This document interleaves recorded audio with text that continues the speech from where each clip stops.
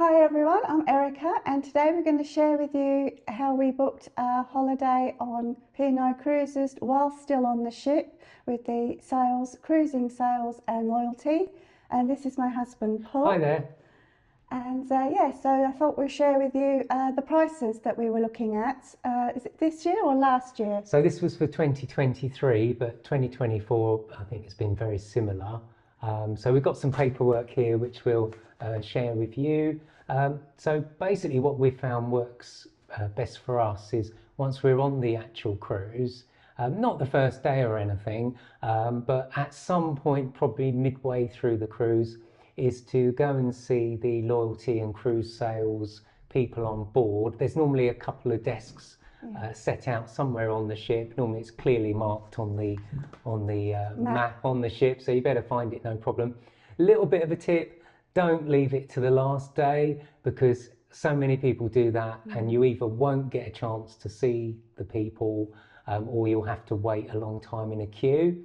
But if you do it sort of early on or midway through, you should be able to see them. I did go along last time and ask them, are there any tips that we don't know about, any way to get a slightly better price? And what they mentioned was the shareholder benefits. And I did hear this from one of the passengers actually, didn't we, in the Limelight Club? Yes, we did, yeah. We were having a nice Limelight Club, and then the nice people next to us said, oh, did you know there's a sort of a shareholder benefits plan? So anyway, no, we didn't. But if you go along to the cruise sales, they will give you this sheet here, which explains a bit about it. And initially I thought, oh well, you know, there's probably lots of terms and conditions and it's probably quite difficult to do. But in fact, it was very easy. So what I did, you have to have a minimum of 100 shares to qualify, which I think at the time I bought them was, say, over just about £1,000, £1,200, something along those lines. And I used the Trading 212 app to buy the shares. And now we've booked for 2024. Yes, we did. The only real condition is that you've got to, I think it's a month before you sail, you've got to let the right office know at P&O that you've got the shares. And what they do is they give you, for a fortnight's holiday, it's an extra £150 onboard spend. So say if you're going to be quite a frequent cruiser, you could soon get your money back from your shares, and you've still got your shares. So it's quite a good tip. It's well worth doing. And also, it's because it shares in Carnival, not P&O on its own. So it does feature in all their other brands as well. So, for example, you've got well, Carnival Cruises, of course, Princess Cruises, Costa Cruises, Cunard. So you can get the shareholder discount, if you like, across multiple brands. So say you might, for example, like P&O and Cunard, and then this would give you a discount for both. And they do make it pretty clear what the discounts are. So for United Kingdom brands, for a fortnight stay or longer, it's £150 per cabin, not per person, per cabin. And then if it's 7 days, it's £60. Well, 7 days to 13 days to be precise is £60. And if it's less than 6 days, it's a £30 credit. So it depends how long a holiday you're going for.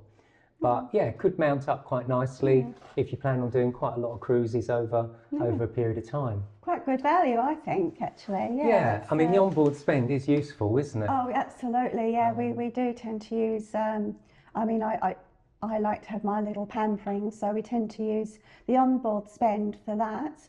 And the boys, you know, they get, you know, nice treats out of it, don't they? Well, when they have their onboard spend. Yeah, so. they do.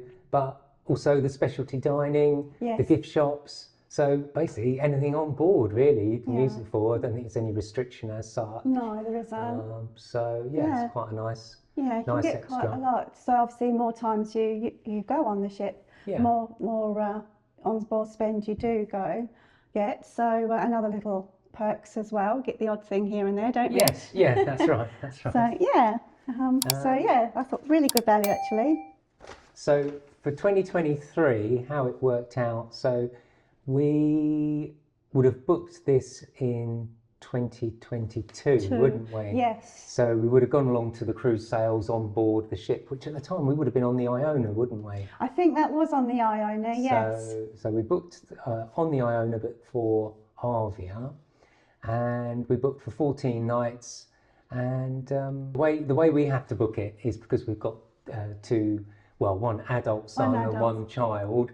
They have an inside cabin, and we have a balcony cabin opposite, which we find works for us. Yes. They moan a little bit about being stuck inside, but there we go. When they buy their own ticket, they can buy what they want, can't they? I mean, the good thing about booking on board, if you've got specific requests, you can book it when you book then and there. They can arrange that for you. Like for us, we don't have to have directly opposite, but you want to be within the vicinity. You wouldn't want to be one end of the ship and the other end of the ship, because if you're trying to get together to go and have a meal or do an excursion, you'd want to be able to coordinate that. Yeah, good point. So you want to be nearby, don't you? Nearby, and they can fix that for you, because sometimes they do what's called they boost you up, and they don't always tell you. So even though that's great if it's just yourselves, but if you've got a separate party, some sort of upgrade, isn't it? Yeah. So we say no because they always give you that option anyway. We want to stay where we've booked because of the boys. But they don't always let you know, apparently. So I just thought. So yes, that's something they'll mention. They'll say, "Oh, do you want to qualify for an upgrade?" And obviously, if you are a party with multiple cabins, then you want to think about whether you want to accept that or not. And say if it's just yourselves on your own, then great, go for it. So I just thought that's another little tip I learned. So this is the sort of sheet you get from them when you're booking on the ship, and it does give you a guide on the back as well. We'll do a photograph of this so you can see it clearly, won't we? Yep, just a picture for you. But yeah, so the balcony cabin for two people, it was for 2 weeks, it was 2,199. No, that's not right. £2,219 per person. There must have been some sort of deal on board, because immediately there was £200 per person discounted off of that. So that made £2,019 per person. So, and that was a total of 4,388 for me and Erica to have the balcony cabin. But the good perk was £880 on board spend, which is very nice, because that covers, probably for us, because we're not big drinkers, but it covers drinks, probably most of the onboard dining, if not all of it. So that's pretty much turns it into a fully inclusive holiday, really. So that's ideal. And then for the boys, they had obviously the inside cabin. The quote was £1,559 per person, minus £200. I think that was just special offer they had at the time. It was at the time. I think as the holiday goes on, I think initially to encourage you to go and book soon, because they don't want that big queue at the end. No, that's true. They give you an extra bit of a discount, which is worth having, isn't it? I mean, £200 per person, that's pretty good. Actually, it's very good. That's a really good deal. Yeah. So that got their price down to £1,359 per person, giving a total of £2,718 for the cabin. And they had an onboard spend of £640, which again, for two, one was 13 at the time, let's say, 12, 13, and for one, say, 20-year-old or thereabouts. That's pretty good money to go around the ship and enjoy. There's plenty of Coca-Colas. Yeah, that's more than enough Coca-Cola. That was good, and we were very happy with that. I'm not saying you couldn't get it cheaper if you left it to the very last minute, but equally you may not, and it's just luck of the draw with that, isn't it? It is, I think you run the risk of then not being able to go, which if it's your main family holiday, you don't want to run that risk, do you? I mean, another little tip, if you have got school holidays to consider, make a note of next year's. Most school holidays are for next year. If you write them down, then you know when you book for next year, if you want to go, then you just look up on your school's website and find the term times. They've normally got them for a couple of years in advance, haven't they, on there? They do, yeah. And just saves, I mean, imagine it gets sort of late on the holiday and it's a sea day, and you're thinking, oh, how am I going to find out these, these term times, and you haven't got a Wi-Fi, and you haven't got a Wi-Fi package, then, it could be a bit of a pain. I think they probably know on board, but, schools do vary. So although they'll have a general idea, your child or, may well be going to a school that has very different timetables. I mean, I went to a school that did, and a lot of their holidays didn't coincide with the regular holidays. Schools, yeah. So it does depend. So that was that one, and yeah, we're quite happy with that one. And yes, what was that one? And I have found another one actually in the bum bag that we always take with us, and this one was for Norway, which was the previous year. Yes. So I'm not sure which ship we would have been on when we booked this. Was that on the Iona? I'm not sure. I honestly can't remember, actually. We'll have to work that out. But anyway, this was something slightly different because it wasn't a fortnight's holiday directly. It was 2 7-day holidays, wasn't it? Yes. So because we like to go away for 2 weeks, well, otherwise it's not a nice break. It's not long enough, is it? It's not long enough for us as a main. Yeah, as a main family holiday, we need the 2 weeks. So anyway, with the loyalty cruise sales on one of the ships, whichever one it was, we booked to go on the Iona, and that would have been 2022, wouldn't it? And the prices then were inside cabins, 746 per person. It looks like £55 on board spend, and then with the balcony, that was £1,268 per person. With £110 on board spend. But of course, that's only the first week. Yes, so we had to do the same again, which was the same prices, except the balcony cabin for the second week was just slightly different. It was £1,241 again with the same onboard spend. Yeah. So yeah, that works out. What's the total? I haven't got that totaled up there. But I've got a feeling anyway that did work out a little bit more expensive than the Mediterranean that's true. fortnight. So, but I mean, we did enjoy Norway a lot. It was lovely. It's very nice, and didn't seem weird doing it again in the same. Yes, that's true. 1 week doing the holiday and then doing a repeat of the same thing. It didn't seem weird because actually at least one of the destinations was different, wasn't it? Yes. Because of weather. That's right. We had to go to a different place. Did different excursions, and it was nice. It was nice. We knew a bit more about what we were doing as well the second week. So we could pronounce some of the names. I've got Stavanger. I can do that one. Olden, yes.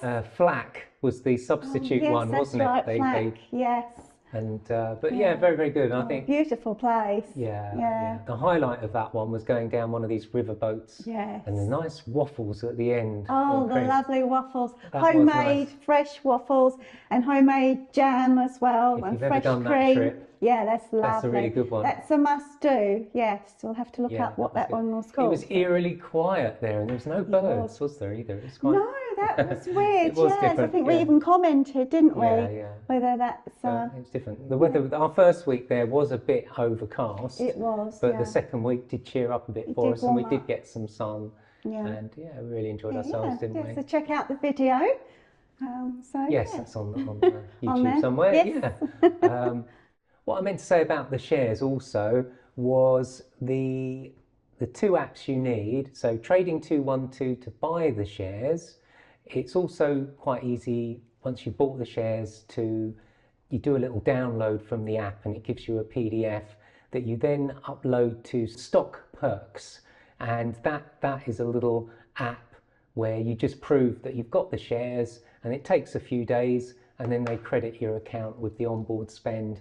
I've probably made it sound a lot more complicated than it was. It wasn't hard to do at all. The whole process I suppose buying the shares probably takes about 10 minutes if you're used to the 212 app, and downloading the PDF and applying it to the Stock Perks. It's only a 10-minute job as well. So it is very simple. It's not difficult at all. You have got a note there of the loyalty tiers there as well, is it? Yes. So this is the Peninsula Club, And I don't know if you want to just go through those tiers, Erica. Yeah, so you've got the Pacific tier, which is 150 to 500 points, plus 5% onboard spend discount. So that's quite good, I thought. Put my glasses on might be a bit better. That might help a bit better. I thought helps if you can see, doesn't it? It helps if you can see. And then and Atlantic. That's it. Tier, which is 501 to 1,000 points, and that is plus 7.5% onboard discount. So again, that's very good. Oh, and one thing to mention on that though is that you have to use it. You can't apply it to another holiday. So you have to use your onboard spend on that holiday, because we did catch ourselves out. It didn't really matter, but with the Norway one, where it was 2 7-day holidays, that's right, we had to make sure we spent all our onboard spend for each week, because you couldn't carry it over. Yes, if you don't use it, you lose it. Yes, you definitely do. So you must make sure you use the onboard spend first before anything else. And then the next one down is Mediterranean tier, which is 1,001 to 2,000 points, and plus 8.5% onboard spend discount. So that's again, really good. So what's the highest tier then? What have they got? See, what's the bottom one? So there's a few more tiers yet to go. Ligurian tier, 2,501 points, plus 20 nights on board in the last 3 years. So you have to have cruised a fair bit with them recently. By that point, yeah. And also, plus on top of that, you get 10% onboard spend. Yeah. So yeah, they've got quite a few tiers there. There's quite a few tiers. I mean, I will put that up on the screen better. Yeah, but nice. yeah, I mean, again, obviously, the more you sail with them, the more you, which makes sense really, the more tips you get. Tipsy. Well, yeah, something like that. So yes, I hope that's helped you. And thank you for watching. I'm Erica Caroline, and we'll see you soon. Thanks very much. Thank you. Thank you. Bye. Bye.